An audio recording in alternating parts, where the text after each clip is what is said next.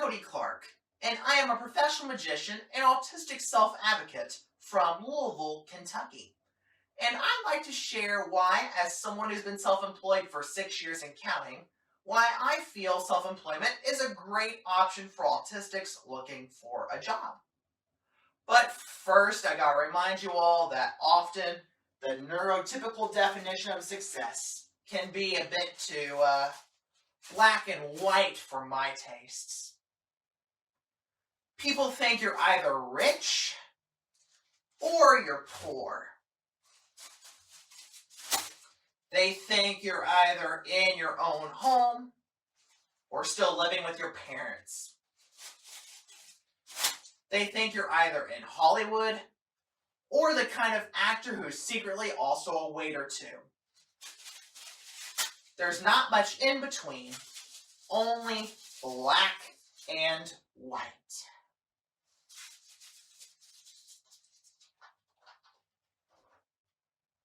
But when you have a different way of thinking about success, you'll find life becomes way more magical,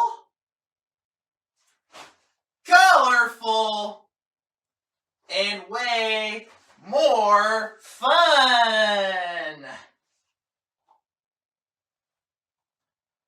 Why, thank you all very much. Fortunately, self-employment is great for defining your own success. And my first benefit to self-employment for autistics is that you get to define what success means for you.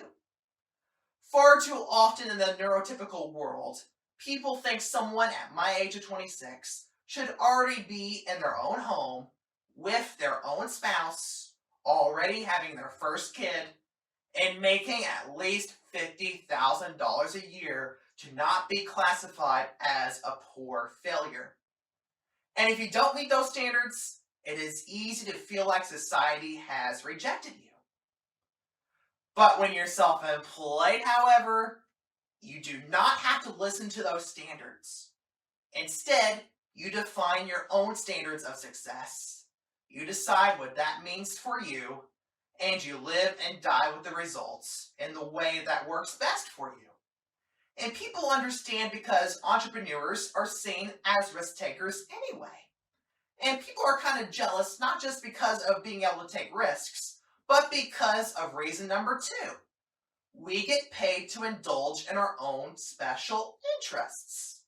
Whether it is my obsession with magic, co-presenter Aaron Fitzgerald's obsession with cartoons, or the Pokemon creator whose love of insects led to the Pokemon we know and love today, whenever you make a career out of your special interests, you bring interesting things into the world, and you really leave your mark in a way that earns people's respect and makes yourself seen as an expert. So instead of people wondering why you're bagging groceries different, they're seeking you out specifically because you're autistic. And that leads to my last reason. When you're self-employed and autistic, you do not have to mask on the job. If this is the first time you've heard the term masking, masking is when someone with autism feels they have to pretend to be normal in a work environment in order to fit in. And it can be very draining emotionally. But when you're self-employed, however, you declare how people engage with you. You create your own brand that incorporates your own autistic quirks so your customers know what they're getting into and decide from there whether they don't mind and want to do business with you, or whether they do mind and therefore choose not to do business with you. It is very freeing and very representative of how self-employment is a very freeing employment option for autistic people. It gives you the freedom to declare your own terms of success. It gives you the freedom to do what you love for a living.